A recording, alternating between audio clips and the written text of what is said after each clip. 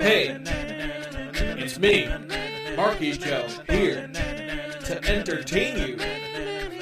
Yes, it is my show. It exists. I don't know what I'm gonna do with it. Yeah. Click.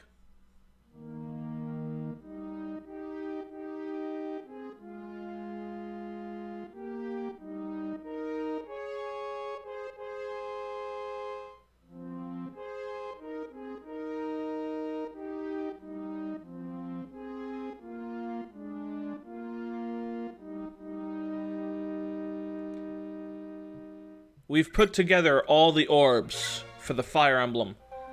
Now, it's time to do the final chapters of the game. This part of the game is only unlocked if you have all 5 orbs required to assemble the Fire Emblem to its full power form. The Star Orb is obtained through Gato in Chapter 14, as is the Light Orb. You need the Star Shards to assemble the Star Orb. The Earth Orb is obtained by killing a thief in Chapter 16. The Life Orb you get from the King of Pails in Chapter 18's Village. And lastly, the Dark Orb is obtained in Chapter 20 when you kill Hardin. Once you get the Dark Orb, the other 4 orbs, should you have them, come together and fill the empty holes on the Shield of Seals, also known as the Fire Emblem. I kinda wish they'd come together onto the shield after you clear the chapter though, since I hear that if you fail to get one of the orbs, you can equip the Dark Orb and murder the shit out of everything in the chapter without fear of being attacked back. This includes the Earth Dragon on Chapter 20. It's pretty cool to do, but plot-wise we can't abuse it because we don't want to end up like Hardin did. Anyway, remember how I said I like the mid-game chapters? Well, Chapter 21, the chapter we're currently on, is a lot like them because it places us against dragons and barbarians with the inclusion of dark bishops. There's once again a sense that we're in some deep dark pit of the world where humanity was never meant to go, which is a very fitting place for a game to reach its conclusion. Our mission is clear: defeat Garneth, and also Medivh, because it wouldn't be a climatic battle if Garneth didn't at least partially succeed in his goal of resurrecting Medivh. I mean, come on. Anyway, here's the thing though. Remember how we needed the Starlight Tome to defeat Garneth? Well, we don't have it anymore, and the Star and Light Orbs can't be used to make another one, because they are needed to complete the Shield of Seals, which we need to prevent Earth Dragons from rising out of the ground and destroying us like Kingdom Come. So how are we going to defeat Garneth? Will we bore him to death like in Book 1, when we first encountered him in the Caden Desert or whatever the fuck it was called? Will we have to lure him out of his throne so that we can take it and arbitrarily win? Find out in the upcoming episodes of Mystery of the Emblem, which you're watching right now. Anyway, let's talk about the chapter we're on. Firstly, fucking flying dragons again.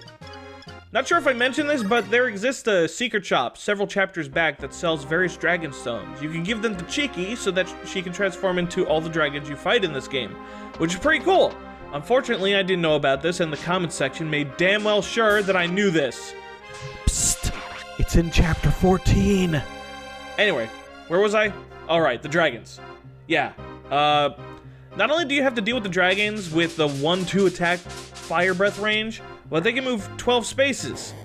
We also have dark bishops with super long range tomes and barbarians who, might I add, are fucking durable as balls. Like, Jesus, they have loads of HP, strength, and defense. They might as well just be axe generals.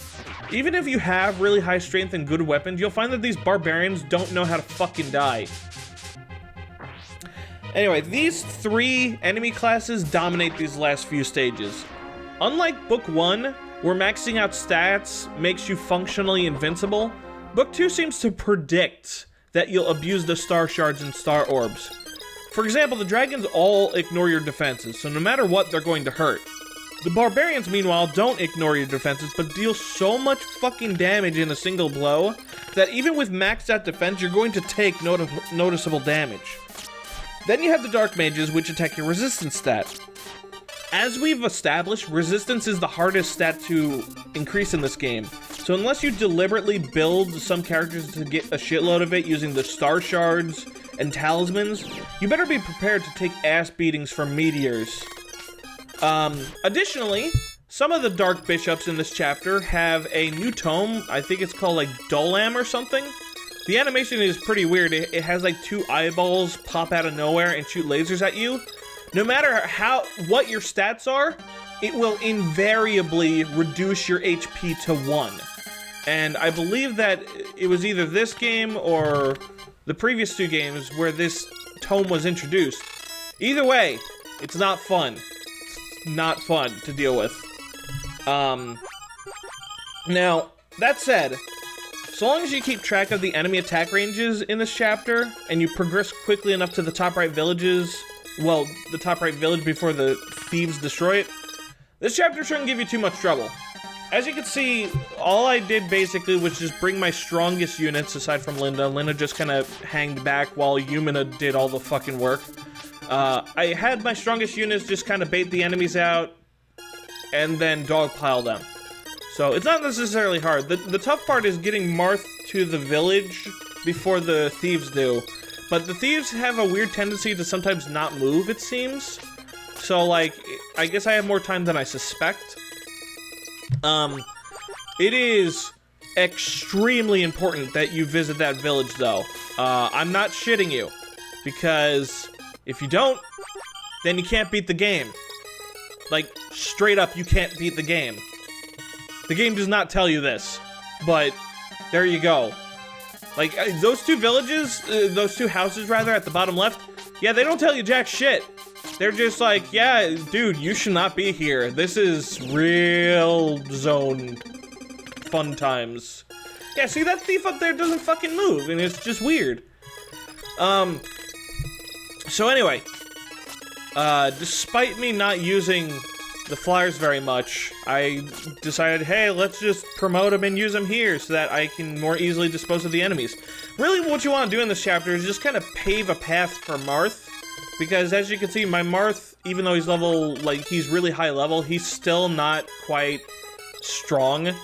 Like, his stats are good, but at this point in the game, they're not, if that makes any sense. The enemies, like, he has trouble killing these barbarians here with a fucking silver sword, to give you an idea. Like, if I didn't give him those 2 power rings, it would take him, like, fucking, like, 9 hits with the silver sword. That's crazy. That's how strong these guys are. Luckily, I gave him 2, so now he has 8 more attack power, and now he's actually able to do shit to them. Which is good, because we definitely need to train up Marth. Marth is very useful. And what the fuck? We visited the village and Mishiel's here.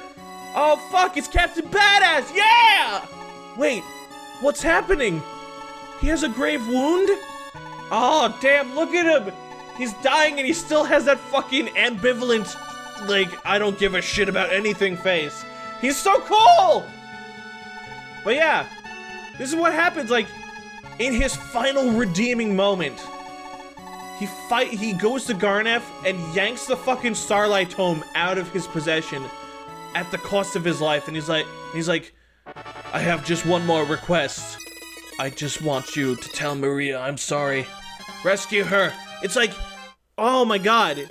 That's like my favorite kind of villain, like the kind that fucking, like, he does a bunch of bad shit, but then there's one final moment of redemption before he just accepts his fate. I don't know, there's just something deeply, like, moving about it, you know? It's so fucking cliche, but I don't know, it speaks to my tender romantic heart. Stop making fun of me! So anyway, these shops sell you a bunch of useless shit. The only thing you really need are the dragon killers, because 1, you only have, what, 2 units who can use lances indoors, and the last few chapters are indoors. A lot of the weapons you get in these shops are like, what, fucking horse killers? What cavaliers are you gonna fight indoors? I think there's also an armor slayer, but you don't fight any fucking armor dudes or anything. So, like, most of the weapons you get there, like, in those shops, don't make any goddamn sense. Now, that said, just like in Book 1, in the semi-final chapter of the game, there is a secret shop. Now, I didn't know where it was, but I made a guess. Like, I didn't even know there was a secret shop in this chapter, but I saw the empty tile just above those, like, those shops and shit, and I was like, this seems like a good spot where they would put, you know, a secret shop, because it's the semi-final chapter. So I was just like, all right, well, let's get the membership card and see if it's there. And lo and behold, there it was. So, finally, we are going to do the true final chapter of this game. The truest of truths. God was just like, yeah, by the way, yeah, Medeus is gonna get revived by Garnif. Not sure if you knew this. Yeah, you know. And Marcia's like, what the fuck? Are you shitting me? He's coming back? Oh my god, I gotta save the maids! And God was just like, yeah, good luck with that. By the way, guys, I don't like Teen Titans Go. The fucking last episode was me doing an impression of Gato, being like, oh, you look at Gato, he likes Teen Titans Go. What a fucking lamer shit he is. So fuck you. Don't leave a comment being like, Mark confirmed to like Teen Titans Go, because I don't like it. Bye! I need someone to review my FE hack. He needs to be someone who won't cut me slack. It's Monkey J.